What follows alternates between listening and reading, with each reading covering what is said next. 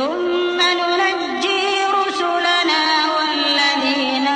آمنوا كذلك حقا علينا ننجي المؤمنين قل يا أيها الناس إن كنتم في شك من ديني فلا أعبد الذين تعبدون من دون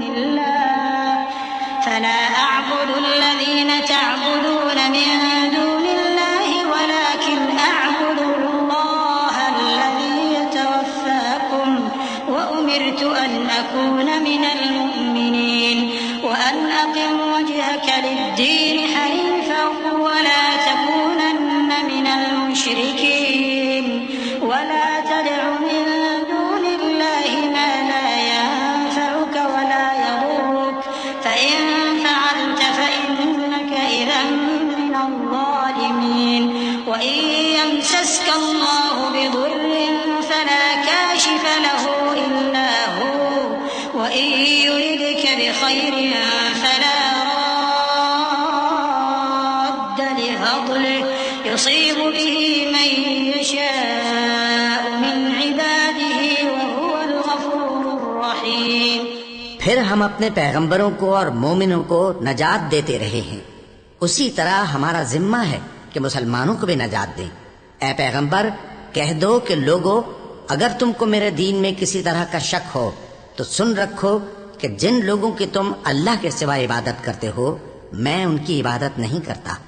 لیکن میں اس اللہ کی عبادت کرتا ہوں جو تمہاری روحیں قبض کر لیتا ہے، اور مجھ کو یہی حکم ہوا ہے کہ ایمان لانے والوں میں ہو جاؤں، اور یہ کہ اے نبی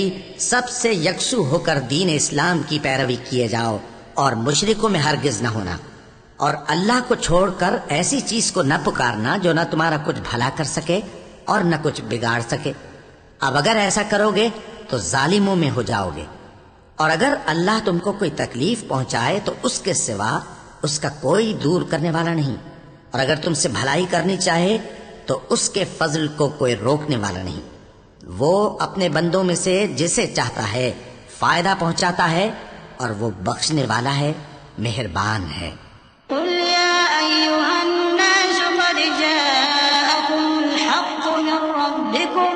فمن اهتدى فإنما يهتدي لنفسه ومن ضل فإنما يضل عليها وما أنا عليكم بوكيل واتبع ما يوحى إليك واصبر حتى يحكم الله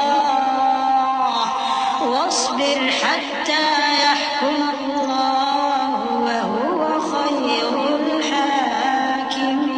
الحاكمين۔ کہہ دو کہ لوگو تمہارے پروردگار کے ہاتھ سے تمہارے پاس حق آ چکا ہے، تو جو کوئی ہدایت حاصل کرتا ہے تو ہدایت سے اپنے ہی حق میں بھلائی کرتا ہے، اور جو گمراہی اختیار کرتا ہے تو گمراہی سے اپنا ہی نقصان کرتا ہے، اور میں تمہارا وکیل نہیں ہوں۔ اور اے پیغمبر تم کو جو حکم بھیجا جاتا ہے اس کی پیروی کیے جاؤ اور تکلیفوں پر صبر کرو یہاں تک کہ اللہ فیصلہ کر دے، اور وہ سب سے بہتر فیصلہ کرنے والا ہے۔